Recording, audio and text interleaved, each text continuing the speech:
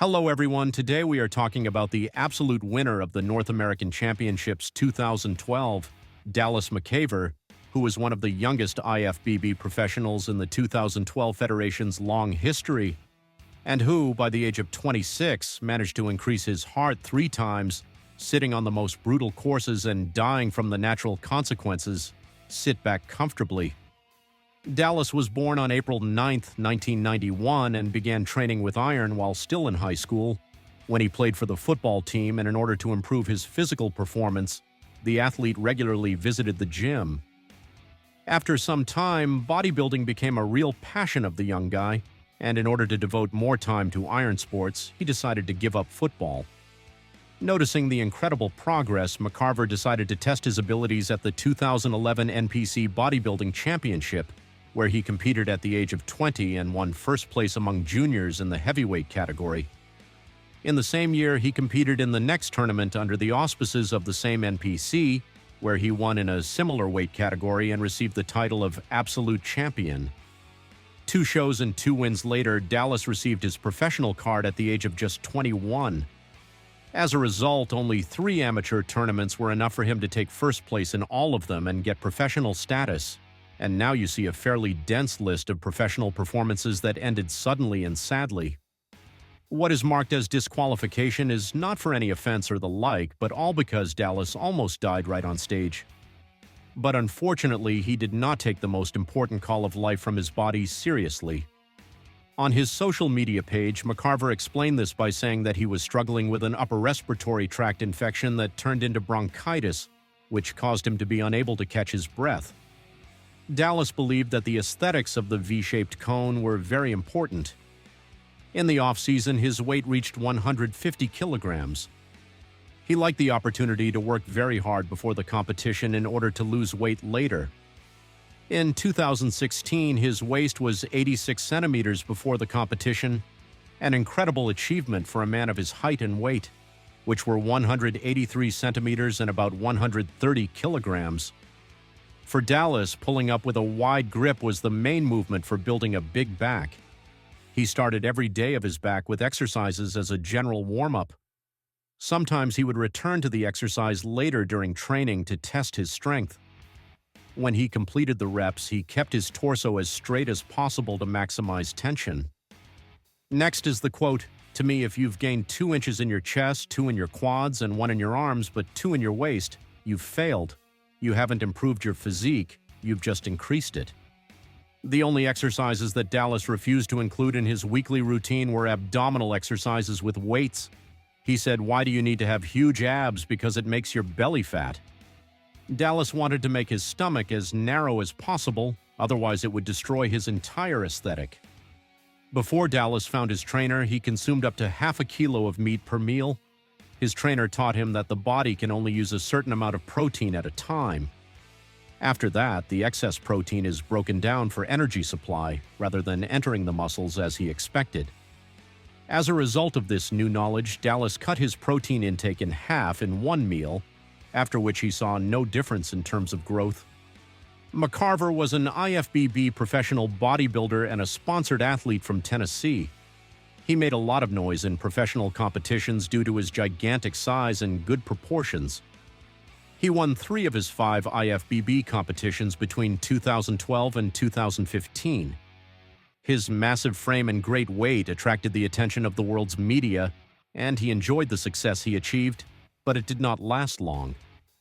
The athlete died on August 22, 2017, at the age of 26. He was found dead in his own home, and suffocation due to stuck food was actively lobbied as the cause of death. McCarver was in a great relationship with his then-girlfriend Brooke, also known as Ashley May, who is a famous WWE star. Brooke said McCarver was found unconscious in his home just after midnight Tuesday morning after they spoke on the phone.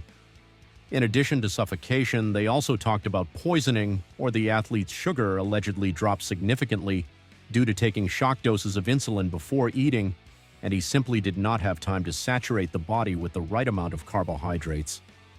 Once again, we come to this topic when there is a tendency to hide the real causes of death of professional athletes, often referring to natural causes such as choked, suffocated, and the rest. so as not to demonize steroids, which are at least the indirect cause of all the troubles in the industry, and Dallas is no exception. This became clear after the shocking published autopsy report on Dallas McCarver. By the way, in some states, anyone can view the autopsy report after the death of any citizen of the relevant state, so get ready because you will be shocked. Keep in mind that the man was only 26 years old and injected up to 10 grams of testosterone and its derivatives per week. According to a page-long document, Dallas McCarver was found unconscious in his living room with food around him on August 22nd. Paramedics called for help and then took him to the hospital with a complete cardiac arrest, where he was pronounced dead at 1:03. An autopsy was performed the next day, which revealed a lot of things. During the examination, the results included a multiple heart enlargement of 833 grams with left ventricular hypertrophy, as well as moderate to severe coronary artery atherosclerosis and thyroid cancer. This is papillary carcinoma of the thyroid gland. The lungs were also enlarged at 617 and 619 grams, respectively, the liver at 4.6 kilograms, and the kidneys at 456 and 503 grams, respectively. They also revealed nephrosclerosis, hardening of the liver and lung problems. Previous medical history included cholesterol problems, high levels of low-density lipoproteins and low levels of high-density lipoproteins, elevated levels of aminotransferases, chronic cough and shortness of breath, as well as childhood asthma. His testosterone levels were within the normal range at the time of death, despite elevated epitestosterone levels, indicating testosterone replacement therapy but not abuse per se. Metabolites of other drugs were also present. The screening showed a positive result for the metabolites of the popular plant. There was also a history of using shock doses of growth hormone and insulin. The autopsy report indicates natural death from a heart attack caused by severe left ventricular hypertrophy combined with predominant atherosclerosis. According to the doctor, the exogenous intake of drugs and other hormones also played a role. McCarver also allegedly had a history of cardiovascular diseases, including hypertrophy and atherosclerosis. Later, a policeman found several prescription drugs in his apartment, as well as drugs to increase muscle mass. Shortly before that, Dallas was supposed to report to the hospital for an examination after doctors advised him to do so after his collapse at the 2017 Arnold Classic Australia, but he ignored it and did not. Compared to Rich Piana's autopsy report, Dallas McCarver's documents provide a clearer picture. For example, in the case of the first one, there was no cause of death or the athlete's toxicology report, which led to wild speculation in the fitness space. As for the condition of the 26-year-old Dallas professional, most of the remaining questions must now be answered. Like many other fitness bloggers, Jason Blaha initially released a revealing video about the published Dallas autopsy report. However, another video soon followed, in which the fitness blogger confessed to his viewers that he had made a gross mistake while studying the report.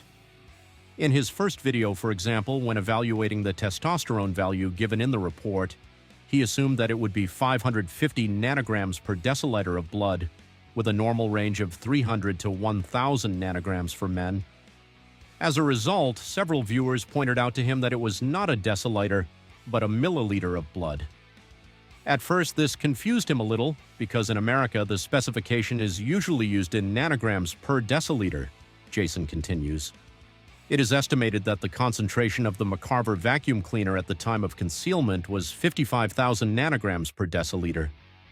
Despite hormone replacement therapy and 125 milligrams of testosterone per week, my own level is 750 nanograms per deciliter. So Dallas had 78 times more testosterone than me, explains the amazed fitness blogger, I quote, "If you now take my 125 milligrams of testosterone per week and multiply that by 78, you'll get almost 10,000 milligrams of testosterone per week.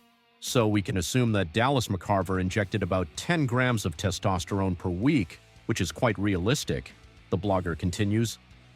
Therefore, it is not surprising that the young bodybuilder passed away so early.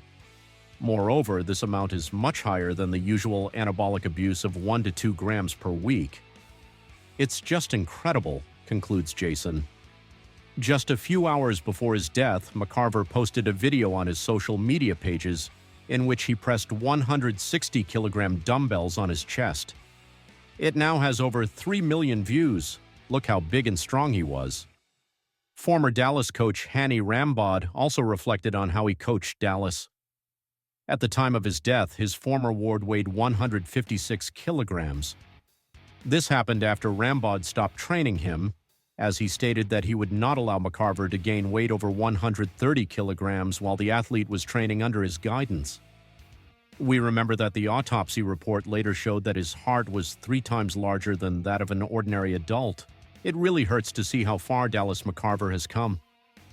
Rambod is outraged by how quickly and far young athletes are willing to go because of their size.